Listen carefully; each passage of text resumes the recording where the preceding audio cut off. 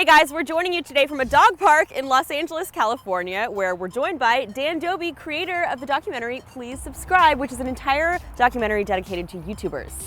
That's right. And we're also here with Jack, your... Yellow lab, giant yellow lab. Yes, good company on a day like this, for sure. Now, really interesting stuff in this documentary. First of all, how did you initially become interested in the YouTube project?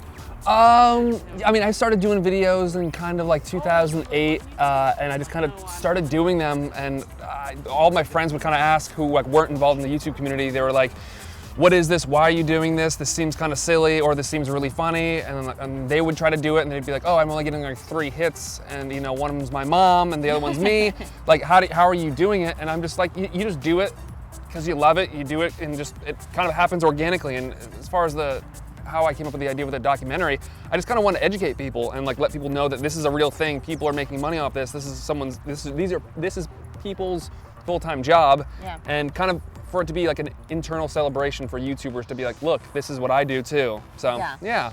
So you feature kind of a cross-section of YouTubers in this piece, I think 8 YouTubers. What was your process in deciding who to feature and why?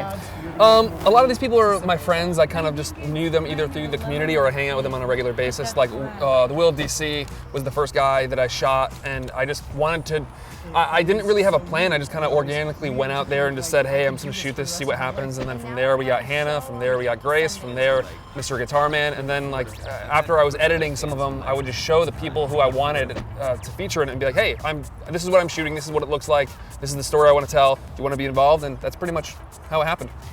So having observed all their stories, one thing that struck me was that nobody was expecting their success. I mean, they all said the same thing, like, I never set out to do this and somehow I ended up doing this. From your point of view, you know, is there any formula in any of that, or is it just kind of dumb luck? Well, not dumb luck, but you know what I mean. Yeah. Well, some of it is. I would say some of it just happens. Like a video goes viral, and then I don't want to say that it was luck for Hannah Hart, but she definitely had a video that she just did for a friend, and it's talked about in the documentary where she just sent out a video to a friend that got on Reddit and then just went viral, and she just captured everyone's attention and started just running with that idea. As far as I mean, you know, you see Wheezy Waiter, who's put out like 100 videos before he even had like 5,000 subscribers or something like that. So it's, everyone's story is different, and none of them really expected that. They didn't go into YouTube thinking this is going to be a full-time thing for me. They just started it as a fun thing. Okay, so YouTube changes so quickly, and you know, since you've started making this movie, how has YouTube changed, and how has it not changed? Right now it's super oversaturated. There's a lot of people who are jumping into YouTube. They see the people they look up to, or they hear about it and they're like, oh, make money from my bedroom. That's awesome. And I think like a year ago, that still was happening, but right now it's like a lot of people are trying to get into it.